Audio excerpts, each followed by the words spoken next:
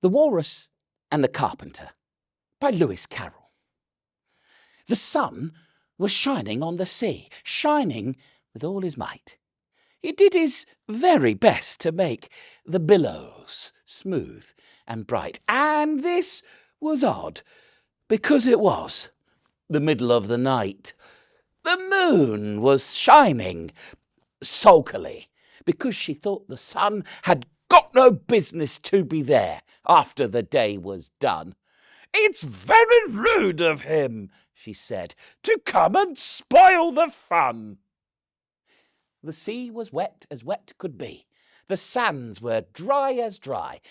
You could not see a cloud, because no cloud was in the sky. No birds were flying overhead. There were no birds to fly. The Walrus and the Carpenter were walking close at hand. They wept like anything to see such quantities of sand. "If this were only cleared away," they said, "it would be grand." If 7 maids with 7 mops swept it for half a year, do you suppose, the Walrus said, that they could get it clear? "I doubt it," said the Carpenter, and shed a bitter tear. "Oh, oysters, come and walk with us," the Walrus did beseech. "A pleasant walk, a pleasant talk along the briny beach. We cannot do with more than 4, to give a hand to each."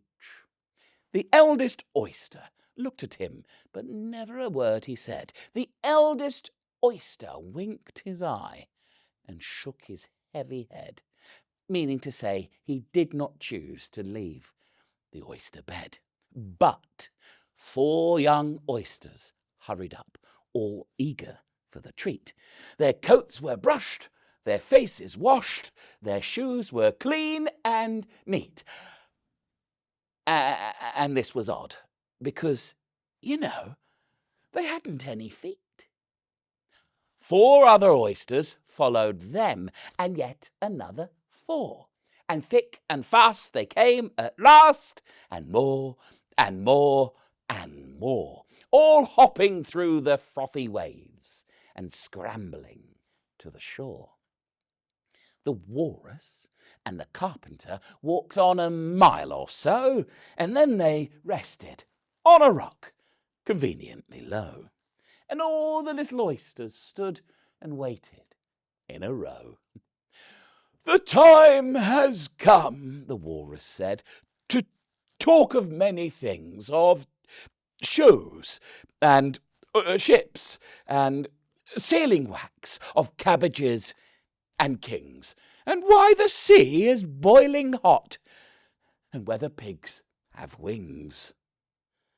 "But wait a bit," the oysters cried, "before we have our chat, for some of us are out of breath, and all of us are fat."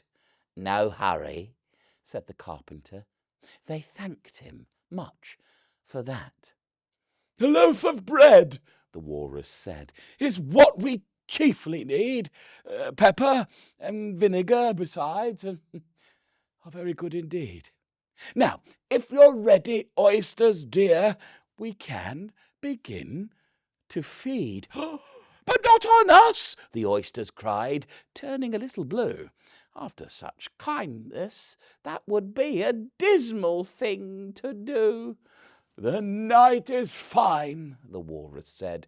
"Do you admire the view? It's so kind of you to come, and you are very nice." The Carpenter said nothing but, "Cut us another slice. I wish you were not quite so deaf. I had to ask you twice." "It seems a shame," the Walrus said, "to play them such a trick, after we've brought them out so far and made them trot so quick." The Carpenter said nothing but, "The butter's spread too thick." "I weep for you," the Walrus said. "I deeply sympathize." With sobs and tears he sorted out those of the largest size. holding his pocket handkerchief before his streaming eyes. "Oh, oysters," said the carpenter, "you've had a pleasant run. Shall we be trotting home again?" But answer came there none, and this was scarcely odd, because they'd eaten every one